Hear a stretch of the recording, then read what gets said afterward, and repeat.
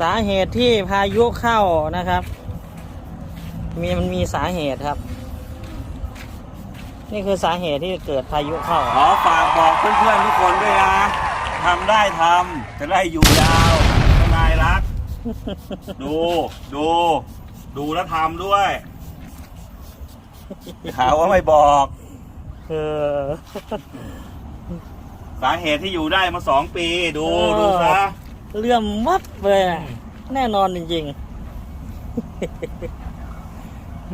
ทำได้ทำขอบอก